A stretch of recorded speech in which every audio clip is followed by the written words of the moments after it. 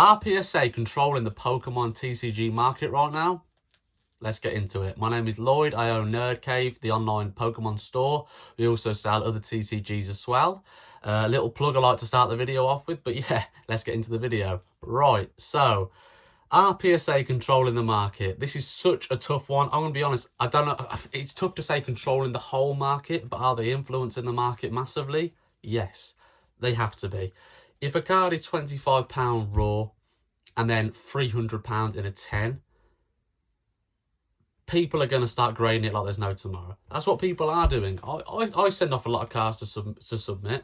There's people who don't even own sealed stores who just do the grading cards themselves. I'm sure a lot of people have watched Ketchum Collectibles. He makes millions just grading cards. And with the S&V era, due to the condition of cards being so bad coming out the pack, the difference between a raw price and a 10 is insane. We're no longer in the Sword and Shield era, guys. You can no longer get a card out the pack, grade it, and double your money, probably best case. A lot of the times just make probably 50% of what it is on top. Them days are over, unless Pokemon start printing stuff in better condition. Scarlet and Violet era sets are just not like that. They come out battered. I don't know if this is deliberate. To be honest, I don't understand how Pokemon can go from printing such clean cards in terms of how well they're printed. Like they are. Sword and Shield sets are so printed so well. To being, you look at them, you think, oh, it looks like the Bomb Squad's had a go at some of these cards, and they come out the packs and you think, how the hell are they like that? It makes no sense how they could go backwards. I don't know if it's deliberate from Pokemon, because they knew that PSA 10s would therefore go for more, and when PSA 10s go for more, people start going, oh, did you hear about that Magikarp? Well, I don't use Magikarp, I've used it too many times. Did you hear about that Drowsy going for a couple of hundred, $300-400 in a 10? Drowsy going for 300, I thought it's like a £20 card. Yeah, but it's going for that in a 10. What? Let's go on eBay. Drowsy. That looks clean, buy. That looks clean, buy. That's literally what's happening. And what I'm trying to work out is, I don't know if Pokemon deliberately knew that PSA 10s would add more hype because it'd get more people talking about it, more people buying it because a lot of people who are casuals, they think a card comes out the pack, and because it's just come out the pack, it should be a PSA 10. That is not the case. You could probably pull 5 of these. That's the Latias. I don't know if you could see from here. EX from Surging Sparks. If you pulled 5 of them, you'd probably have 1 of them, which in my opinion is worth a 10, maybe 2. But the casuals who just come into the hobby think anything packed fresh deserves a 10. They say, oh yeah, the centering looks okay, but they don't take into consideration print lines, scratches, literally the ink spots, and obviously even whitening on the corners. People don't take that into consideration. They just see a PSA 10 going for silly money, and therefore it causes more people to buy Pokemon based on the hype, and it also causes more people to use grading services like PSA, because they see a card and they think, I could sell this for 20 quid. Why am I going to sell this for 20 quid? This probably is a PSA 8, they won't know. But why am I going to sell it for 20 quid? This could be a 10, I've just got it out of the pack. And they send it to PSA, and PSA therefore make more and more money. So what I'm trying to say is, guys, and let me know in the comments what you think.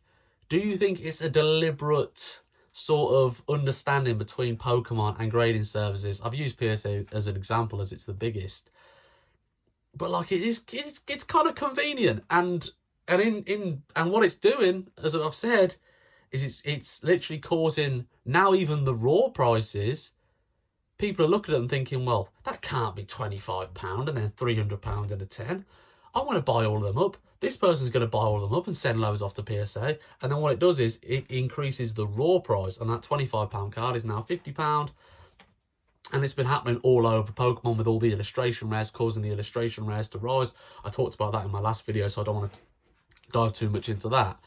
But yeah, guys, it's a thing. Is it a problem? Is it a good thing? Is it a bad thing? I mean, I don't think it's a bad thing, because it's more fun. How great is it to be able to pull a card from a set and be like, wow, this is £1,000 in a tech, and like, there's almost something enjoyable about inspecting a card. Well, I find enjoyable anyway, and seeing how clean it is. And there's also something quite enjoyable about, because when you open a pack of Pokemon cards, you're basically gambling. You're opening a pack, it could be good, it could be crap.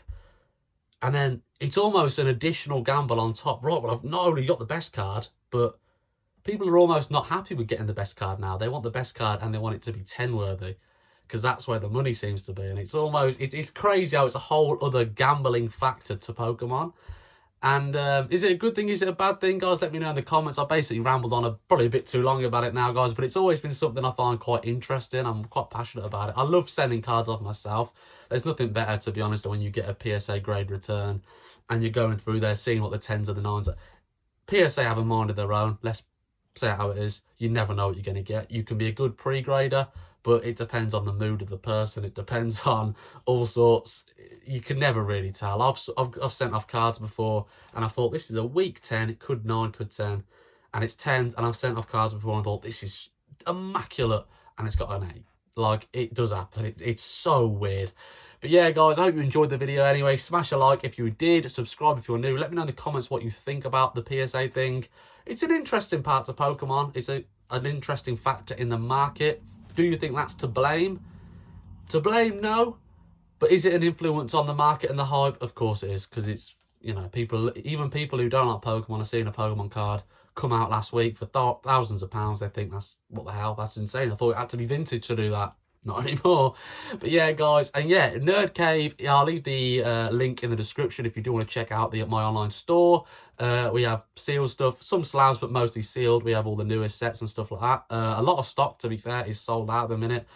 That's a story for another day, but getting distribution in the UK at the minute is quite insane. A lot of the suppliers don't have literally anything. It's actually crazy. This is another factor, but that's a story for another day.